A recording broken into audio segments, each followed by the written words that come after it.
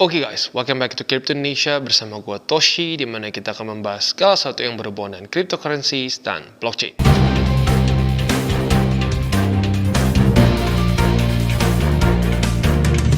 Oke, jadi pada hari ini guys, kita akan kembali lagi ke Crypto Reviews.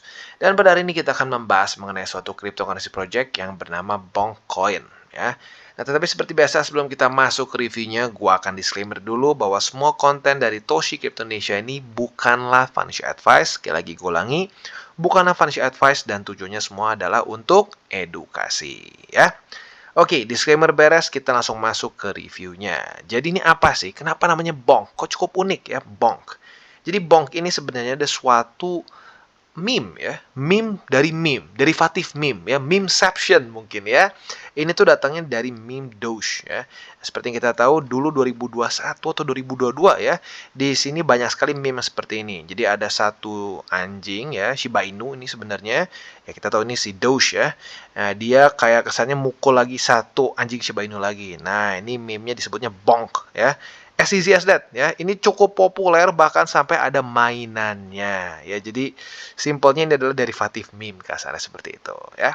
Nah, tapi tentunya si Bonk ini ya nggak cuma asal gitu aja sih. Jadi Bonk ini sendiri masuknya lebih ke DeFi project ya.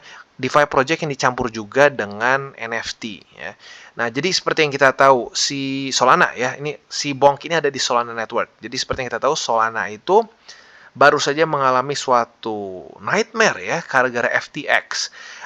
Kita tahu hubungan FTX dengan Solana ya, terutama SBF dengan Solana itu cukup dekat ya, dan cukup banyak liquidity dari Solana itu datang dari SBF dan FTX. Maka dari itu saat FTX bangkrut, SBF masuk penjara, ya kita tahu lah ya Solana luar biasa terjun payung ya. Kalau kita lihat dari persentasenya dropnya tuh ekstrim.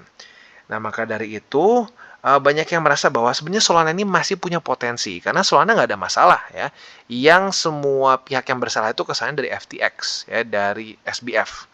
Nah, maka dari itu, jadi Project Bonk ini ingin seperti merevive lagi liquidity ke Solana. Kasarnya seperti itu ya. Jadi kita di sini ya, mereka ingin membuang toxic Alameda tokenomics katanya ya. Jadi banyak token-token di Solana menurut mereka itu yang token nggak jelas lah ya. Jadi mereka ingin bikin suatu project yang bisa mengembalikan lagi liquidity-nya ke Solana, as simple as that ya.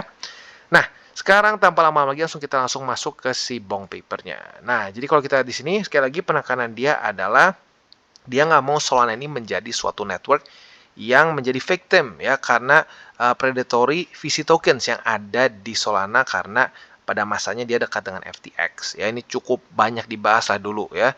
Bahkan ada beberapa VC yang dari US yang kesannya bermain di situ gitu ya, di mana mereka basically melakukan pump and dump besar-besaran ya. Nah, jadi mereka ingin menyelesaikan permasalahan tersebut ya. Nah, kalau kita di sini core thesis mereka adalah untuk membuat suatu true community yang di dalam Solana agar mereka itu bisa membuat dApps ini flourish di ekosistem Solana itu sendiri ya. Dan intinya sekali lagi mereka tidak ingin kontrol dari token-token ini ada di VC atau venture capitalist ya.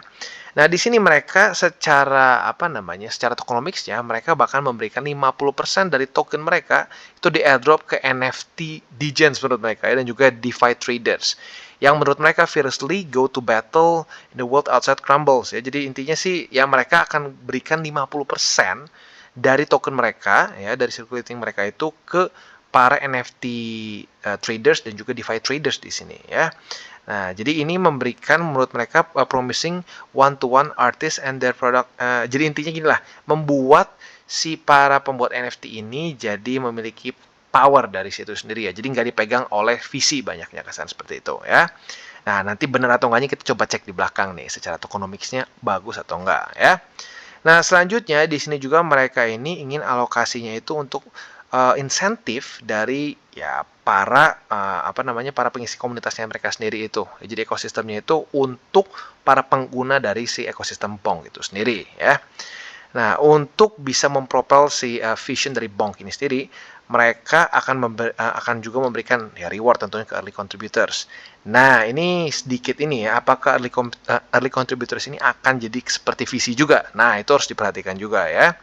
Nah, tapi menurut mereka di sini intinya apa? Mereka akan ada 3 tahun linear vesting schedule yang in theory akan membuat si Bonk ini secara tokenomics bagus. Jadi nggak ada kayak kesannya ya tokenomics semi Ponzi yang terjadi di Solana sebelumnya. Begitu ya.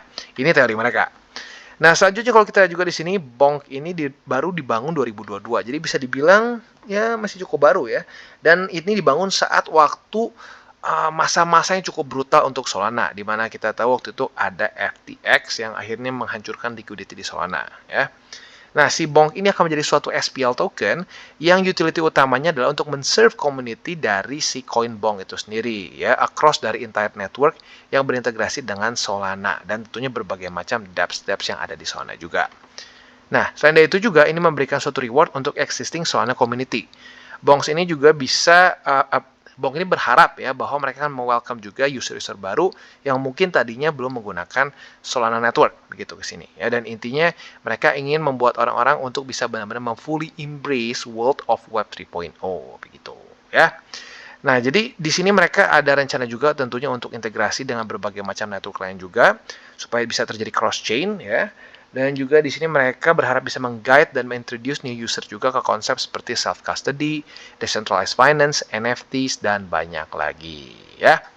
Nah, kalau kita di sini pertanyaannya sekarang adalah, Bang, ini kira-kira kalau secara tokenomicsnya gimana nih? Berapa persen dipegang oleh siapa ya? Nah, kalau kita di sini 40 NFT Solana Project ya. Jadi seperti yang dia bilang, 21% dari koin ini akan didistribusikan ke 40 active Solana NFT projects yang merepresent lebih dari 296.000 individual NFTs. Nah, tujuan dia ini ingin dia bagikan ke berbagai macam NFT mulai dari yang high cap, middle cap, dan juga low cap ya. Tujuannya adalah supaya tidak terlalu terfokus ke project NFT tertentu. Mungkin berbeda dengan di ETH ya. Kalau di ETH kan besarnya itu misalkan di CryptoPunks dan juga di satu lagi sih apa itu ya yang Ape ya, Bored Apes ya. Jadi ya mereka ingin supaya lebih apa namanya rata lah gitu kesannya. Tapi menurut gue ini kayaknya nggak akan bisa benar-benar berhasil karena lagi-lagi yang menentukan market ya, nggak semua NFT bisa boom gitu ya. Nah, selanjutnya lalu untuk Solana developers 5,3% dari supply ini akan diberikan ke developer Solana Chain ya. Tujuannya adalah untuk ya mungkin memberikan insentif ya untuk membangun di sini. Nah, untuk si apa namanya airdrop ini nanti akan difasilitasikan oleh si Lamport DAO di sini ya. Lalu untuk initial liquidity 5,3% dialokasikan untuk liquidity distribution ya, ada di Radium, ada di Orca, Solen dan berbagai macam platform lain juga. Lalu untuk di sini untuk para Solana market participants dan juga DeFi users akan ada 15,8 supply yang diberikan untuk mereka ya. Lalu early contributors ini 21% yang menghelp launch ya. Nah, ini yang mungkin sedikit gue harus ini ya, gue sedikit ada apa ya maksudnya. Kalau kritik dari gue ini apa bedanya sama early investor gitu ya, sama VC. Karena VC kan mendapatkan di awal. Jadi nah makanya nih seperti yang gue bilang. Jadi mungkin bagian sininya sih ujung-ujungnya lebih ke gimmick mereka ya. Mereka ingin bilangnya katanya nggak mau lagi seperti ada VC dan kawan-kawan. Tapi arguably ya ini kayak VC ya. Jadi ya itu sedikit ini ya, sedikit nggak terlalu cocok tuh jujurnya menurut gue. Lalu untuk marketing dia 5,3%, oke lah ya. Dan selanjutnya untuk Solana Artists and Collectors 10,5% dan untuk Bonk DAO sebesar 15,8%. Di mana mereka nanti akan ada DAO dan ini semua tentunya nanti akan dikontrol dalam bentuk si komunitas Bonk itu sendiri ya. Nah, di sini kita nggak ada jelas spesifiknya berapa gitu ya. Kan biasa dikasih tahu tuh ada wall berapa bulan, lalu ada vesting schedule-nya berapa bulan. Di sini nggak ada spesifik gimana, cuma dikasih tahu di awal dia ada 3% di sini ya. Sorry bukan 3%, tapi 3 tahun di sini vestingnya ya.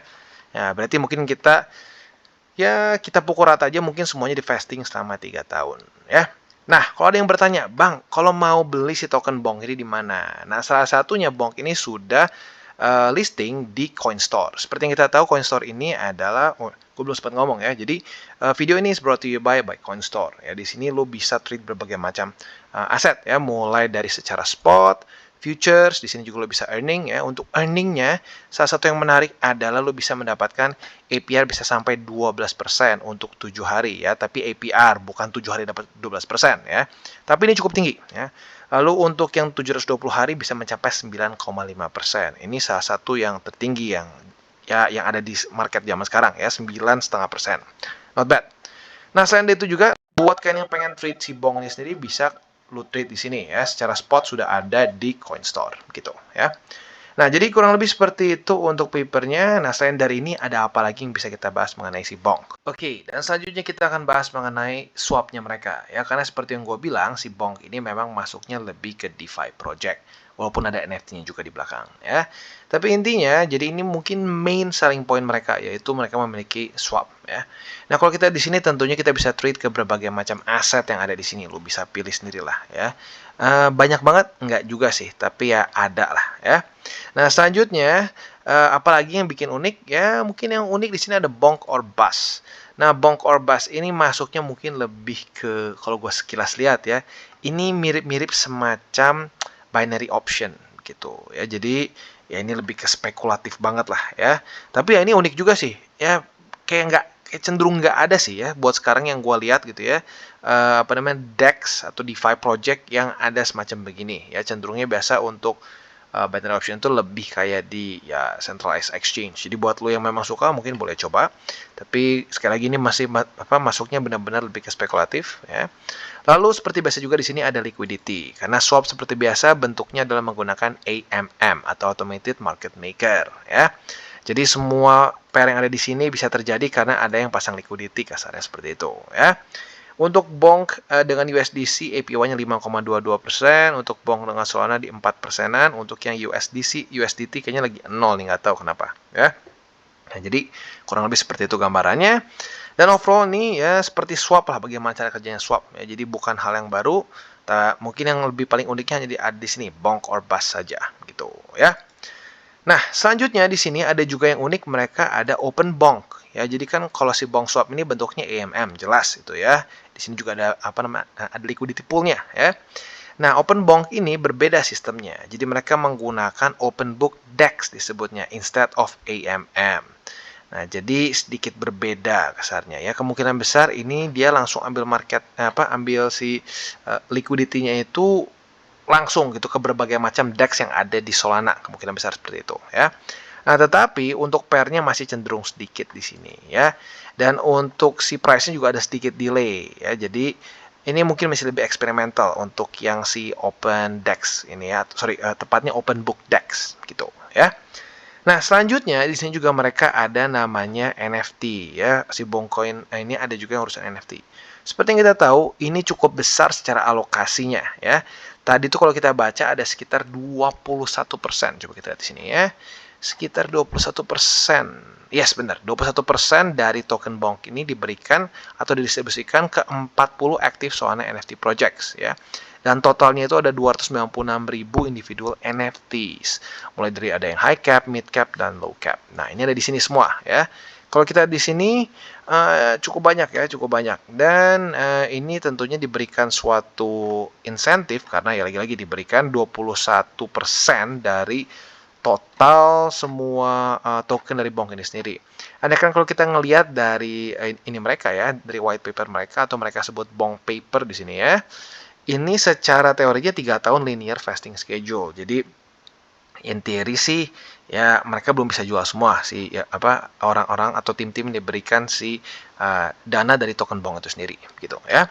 Nah, jadi kurang lebih seperti itu. Dan apa keuntungannya bagi lo yang mungkin NFT developers nih ya. Keuntungannya adalah saat lo nge-mint di si Bonk ini, lo bisa dengan multiple chains langsung. Jadi nggak hanya harus satu. Misalkan lo biasa kan nge-mint kalau ya dulu gitu ya, lo nge-mint misalkan CryptoPunk gitu ya, ya sudah hanya ada di Ethereum saja.